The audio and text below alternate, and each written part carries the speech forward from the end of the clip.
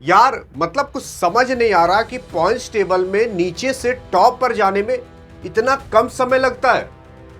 क्योंकि एमआई जब से आईपीएल 2025 शुरू हुआ है तब से जीतने का नाम तक नहीं ले रही थी, लेकिन जहां एक मैच जीती भाई, बॉटम से टॉप तक एक ही मैच चली गई।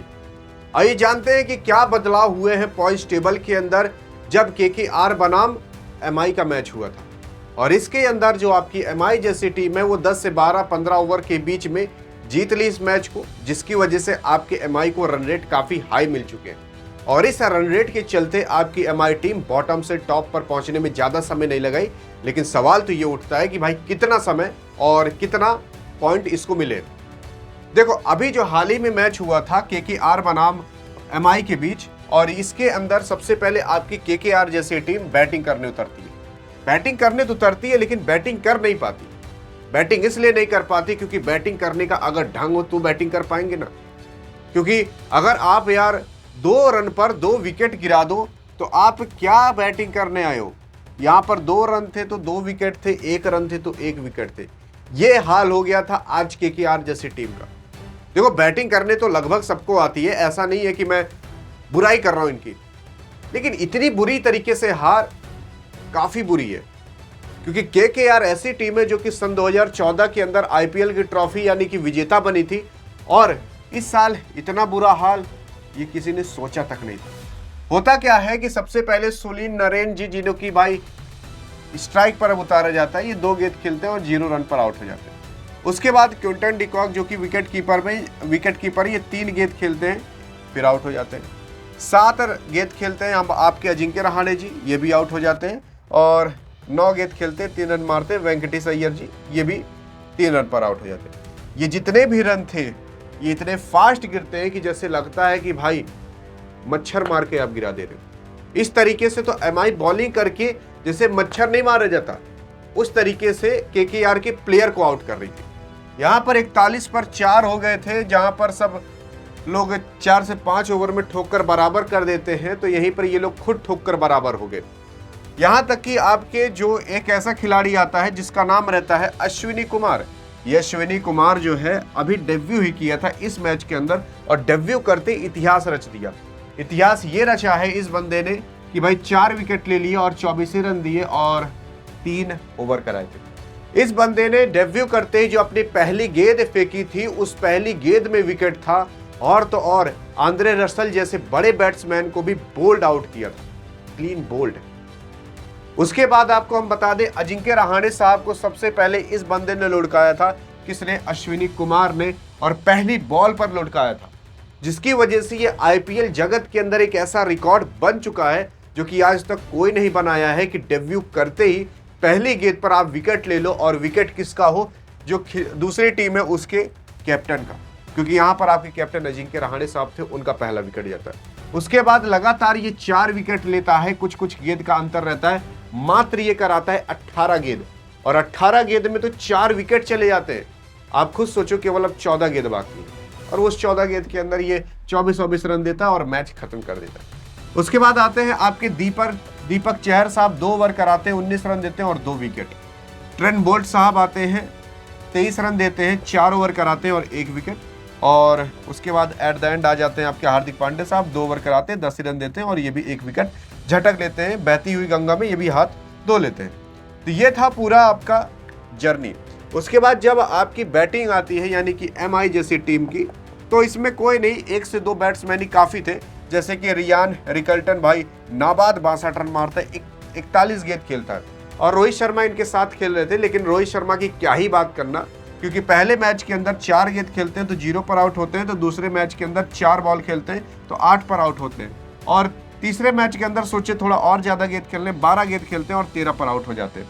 यहाँ पर जो आपके रोहित शर्मा है इस मैच के भी अंदर पूरी तरीके से फ्लॉप नजर आते दिख रहे थे, और जिसकी वजह से यहाँ पर एमआई जैसी टीम को 12 ओवर खेलना पड़ा, नहीं तो ये मैच 8-10 ओवर से ज्यादा जाने वाला नहीं था। यार यहाँ तो एमआई जब 2 रन पर 2 विकेट गिराई थी तभी से इस मैच को जीत ली थी, इतना हमें पता था। लेकिन हम मैच अंत तक इस बंदे की वजह से देखे, लेकिन ये बंदा भी हमें नाराज कर दिया। नाराज क्या, उदास कर दिया, क्योंकि इस बंदे का वो जो 6 लगते हैं, वो जो 4 लगते हैं, वही तो देखने के लिए हम आईपीएल देख रहे हैं। अगर वही नहीं देखने को मिलेगा तो आईपीएल का मजा क्या रह जाएगा यार, यही बस दुख हुआ।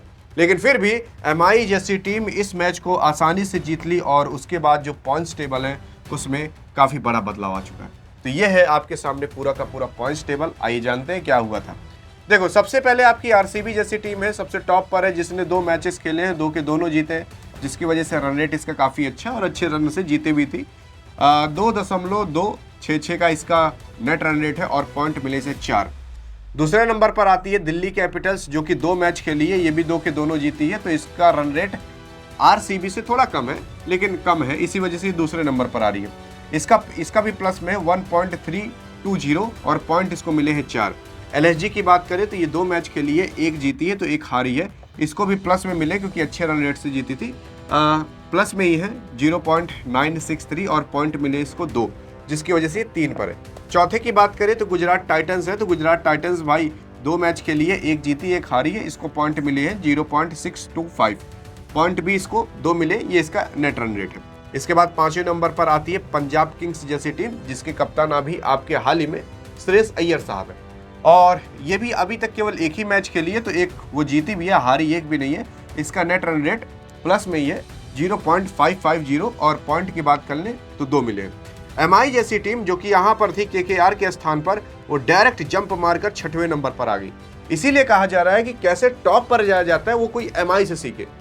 एमआई ने कहा कि यार देखो, अभी तुम लोग बच्चे हो, थोड़ा मैच जीत लो, जो जीतना हो, टॉप पर बैठ लो, देख लो कि पॉइंट्स टेबल में टॉप पर बैठने में कैसा लगता है। हम बाप हैं, बाद में आगे आ ही जाएंगे। तो यहाँ पर आपकी एमआई जैसी टीम भाई अब वापस ऊपर जाने का अपना काफिला, अपना सिलसिला चालू कर दिए। अब अगर ये 10वें से 6वें नंबर पर आ सकती है, तो आप खुद सोचो जब एक और मैच खेलेगी तो ये 6वें से यार दूसरे तीसरे नंबर पर भी तो जा सकती है, क्योंकि अगर इस रन रेट के हिसाब से जीतेगी तो भाई काफ़ी डरावना होगा पूरे आईपीएल टीम के लिए। यहाँ पर एमआई जो है वो लास्ट में थी, अब 3 में से केवल इसने 1 मैच जीते हैं तो 2 हारे हैं, लेकिन फिर भी इसका रन रेट प्लस में आ चुका है, प्लस 0.309 और पॉइंट इसको मिले हैं 2। अब इतना ऊपर ये क्यों, सवाल ये उठता है ना, इतना ऊपर ये इसलिए क्योंकि केकेआर जैसे टीम को आप 120 रन के अंदर अगर ऑल आउट कर देते हो और आप उस मैच को 12 ओवर में ही जीत जाते हो, तो आप खुद सोचो कि आपका रन रेट कितना हाई जाएगा। यहाँ पर जो आपकी एमआई जैसी टीम थी वो माइनस में चल रही थी, -1 चल रही थी, उससे भी नीचे चल रही थी, और एक ही बैग जब जंप मारती है तो आ जाती है टॉप पर, यहाँ लगभग 6वें नंबर पर। और उसके बाद उसके नीचे सीएसके है, तो सीएसके भाई 3 मैच खेली है, 1 जीती है तो 2 हारी है, इसका रन रेट अभी माइनस में चल रहा है, -0.771, पॉइंट इसको मिले हैं 2। 8वें नंबर पर आती है आपकी एसआरएच जैसी टीम, इसने भी 3 मैच खेले, 1 जीते हैं तो 2 हारे, इसका भी माइनस में ही है, -0.871 और पॉइंट मिले हैं इसको 2। राजस्थान रॉयल्स की बात करें तो ये भी भाई 3 में से 1 जीती है तो 2 हारी है, इसको -1.112, इसका तो माइनस में आ जाता है, और पॉइंट की बात कर लें तो इसको पॉइंट मिले लगभग 2। 10वें नंबर पर आपकी केकेआर जैसी टीम जा चुकी है, जब एमआई से हारी, क्योंकि बहुत बुरे रन रेट से हारी है, तो 3 मैच में से 1 जीती है तो 2 हारी है, और इसका रन रेट -1.428 गए हैं, और पॉइंट की बात कर लें 2। तो ये टोटल आपका पूरा ये अभी का पॉइंट्स टेबल है, जब एमआई वर्सेस आपका केकेआर का मैच हुआ था, ये तब का पॉइंट्स टेबल है। अभी हाल ही में अभी काफ़ी और सारे मैचेस होने वाले हैं, तो उन मैचेस के अंदर जीत हार तो लगी रहेगी, जिसकी वजह से पॉइंट्स टेबल में काफ़ी ऊपर नीचे होता रहेगा। लेकिन फिलहाल अभी आपको ये याद रखने की ज़रूरत है कि अगर एमआई जैसी टीम बॉटम से ऐसे मिडिल में आ सकती है, तो मिडिल से वो टॉप पे भी जाने का दम रखती है। बाकी आपको क्या लगता है कि अब 2 से 3 मैच बाद एमआई आपको कहाँ दिखेगी? बताना जरूर। आरसीबी कहाँ दिखेगी और सीएसके कहाँ दिखेगी? पता हो तो बताना जरूर। बाकी अधिक जानकारी के लिए इस मैच का पूरा हाईलाइट क्या था और कौन क्या इतिहास रचा है, बगल में क्लिक करके देख सकते हो। मिलेंगे नेक्स्ट वीडियो, तब तक के लिए जय हिंद और जय भारत।